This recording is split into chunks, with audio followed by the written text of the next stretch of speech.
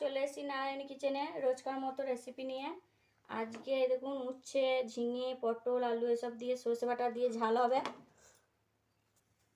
কড়াইটা গরম হয়ে গেছে, আমি তেল দিয়ে দেবো। তেলটা গরম হয়ে গেছে, শুকনো লঙ্কা, 5 ফোড়ন,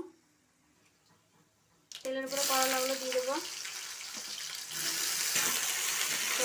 এরকম সবজিগুলো সব ভাজা হয়ে গেছে। হলুদ, তার মতো লবণ, আমি এখানে সর্ষে পেস্ট করে গেছি, দিয়ে দেবো। কেটে রাখা কটা কুচুনো টমেটো দিয়ে দেবো, ঢাকা দিয়ে দেবো। দেখি সর্ষে বাটার ঝালটা হয়েছে কিনা। দেখুন হয়ে গেছে। নামাবার আগে একটু সর্ষের তেল দিয়ে দেবো। হয়ে গেছে, নামিয়ে নেবো। এই দেখুন করলা দিয়ে সর্ষে বাটার ঝাল আমার রেডি। ভিডিও